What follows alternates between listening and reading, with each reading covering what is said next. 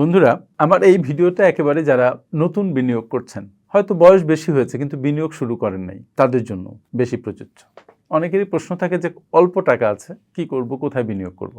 এই প্রশ্নের সবসময় উত্তরে আমি বলি যে প্রথমে নিজের উপরে বিনিয়োগ করুন। ৫,০০০ টাকা যদি আপনার কাছে থাকে, সেটা দিয়ে বই কিনুন, কোনো কোর্স কিনুন, কিনে নিজের দক্ষতা উন্নয়ন করুন, নিজে সমৃদ্ধ হন। তাহলে মানিটারি বিনিয়োগ যেখানেই যা আপনি করবেন না কেন, আপনার জ্ঞান থেকে করবেন এবং সেটাতে আপনি লাভ করতে পারবেন। কিন্তু মূলত মানিটারি টার্মসে ছোট ছোট বিনিয়োগ কোন কোন জায়গায় করা যায়, জাস্ট ২-৩ মিনিটের ভিডিও একটু আমার সাথে থাকুন। প্রথমত, নিয়মিত ছোট অঙ্ক আপনি এসআইপি করতে পারেন। যেমন ধরেন মাসে ২,০০০ টাকা, তাহলে বছরে হচ্ছে ২৪,০০০ টাকা, ৫ বছরে ১,২০,০০০ টাকা। এটা কিন্তু রিটার্ন ছাড়া। এর সাথে যখন রিটার্নটা যুক্ত হবে ১০-১২% বা ১৪-১৫%, তখন ১,০০,০০০ টাকা ২০,০০০ টাকা বেড়ে আরো বেশ কিছু টাকা বাড়বে। মানে ৫ বছরে ১,২০,০০০ টাকা। এটা কিন্তু রিটার্ন ছাড়া। যখন এর সাথে রিটার্ন যোগ হবে তখন ভলিউমটা আরেকটু বাড়বে। যে ভদ্রলোক মোটেও সেভ করেন না, তার জন্য এটা একটা দারুণ টিপস।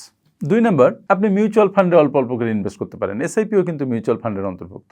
তবে কিছু মানুষ আছে যারা শেয়ার মার্কেট বুঝে না, তাদেরকে বলি আপনি মিউচুয়াল ফান্ডে ইনভেস্ট করুন, ভালো ভালো মিউচুয়াল ফান্ড দেখে। কারণ মিউচুয়াল ফান্ড তারাই মেনটেন করে যারা স্টক মার্কেট এবং বিনিয়োগ সম্পর্কে দক্ষ। তাই আপনি যদি নতুন হন, শেয়ারে ইনভেস্ট করতে ভয় পেলে মিউচুয়াল ফান্ডে ইনভেস্টমেন্ট আপনার জন্য সুন্দর হতে পারে। ৩ নম্বর হচ্ছে ব্লু চিপস শেয়ার। প্রত্যেকটা স্টক এক্সচেঞ্জে কিছু কিছু ব্লু চিপস শেয়ার থাকে। আপনি যদি ইন্টারনেটে সার্চ দেন যে ঢাকা স্টক এক্সচেঞ্জ বা চিটং স্টক এক্সচেঞ্জের ৫টা ব্লু চিপস শেয়ারের নাম বলো, দেখবেন দিবে। যেমন স্কয়ার ফার্মা, গ্রামীণ, বিএটিবিসি, লাপার্স হোলসিম, এরকম অনেক শেয়ার আছে ব্লু চিপস শেয়ার। আপনি যদি অল্প অল্প ইনভেস্ট করেন তাহলে ৪-৫টা শেয়ার আপনি বেছে নিন। বেছে নিয়ে যখন যে শেয়ারটার দাম বছরের মধ্যে মোটামুটি সবচেয়ে কম, আপনি আপনার ওই ২-৫,০০০ টাকা দিয়ে ওই শেয়ারটা যে কয়টা পাওয়া যায় সে কয়টা কিনুন। এই কিনতে কিনতে কিনতে কিনতে আপনি সামনে যান। দেখবেন যে ১৫-২০ বছর ধরে যদি আপনি এইভাবে কন্টিনিউয়াস অল্প অল্প ইনভেস্ট করতে থাকেন এবং আপনার বেতন বৃদ্ধির সাথে সাথে যদি আপনি আপনার ইনভেস্টমেন্টের পরিমাণটা বাড়াতে থাকেন, তাহলে একসময় আপনার অনেক টাকা জমে যাবে। ৪ নম্বর হচ্ছে সরকারি সঞ্চয়পত্র।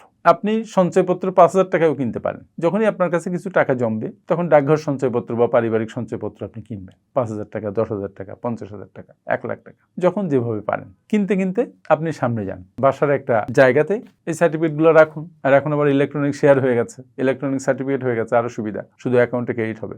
এইভাবে যেতে যেতে দেখবেন যে লম্বা সময় ধরে ইনভেস্ট করতে থাকলে আপনি একটা ভালো অ্যামাউন্ট পাবেন। ৫ নম্বর হচ্ছে ডিপিএস।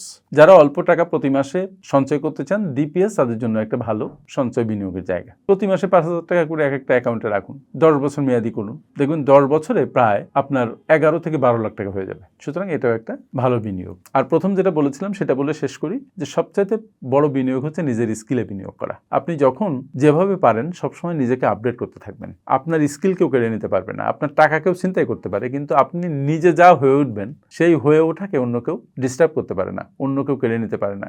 আপনার স্কিল আপনার থাকে এবং আপনি সেই স্কিল দিয়ে অনেক টাকা আয় করতে পারেন। সুতরাং প্রতি মুহূর্তে প্রতিদিন একটু একটু করে নিজেকে আপডেট করুন। তা আপনারা যারা নতুন বিনিয়োগ শুরু করবেন, অল্প অল্প বিনিয়োগ, এই ৪-৫টা সেক্টর যেটা বললাম, এদিকে আপনি মনোযোগ দিন। প্রত্যেকটা পারলে টাচ করুন, আর না পারলে একটা দিয়ে শুরু করুন। সবচেয়ে বড় কথা হচ্ছে আপনার হ্যাবিটই আপনাকে শেপ আপ করবে। টাকা আপনার কাছে অনেক আসলো কিন্তু আপনি কিছুই রাখতে পারলেন না, তার মানে বেশি টাকা এসে কোনো লাভ হলো না। আপনি ১০০ টাকা আয় করেন, যদি ৯০ টাকায় চলতে না পারেন, তাহলে আপনি ১১০ টাকাও চলতে পারবেন না। সুতরাং যা আয় করবেন তার চেয়ে কমে চলার অভ্যাস করুন এবং সঞ্চয় বিনিয়োগ অব্যাহত রাখুন। সাথে দানকে ভুলবেন না। থ্যাংক ইউ ভেরি মাচ আমার সাথে এতক্ষণ থাকার জন্য।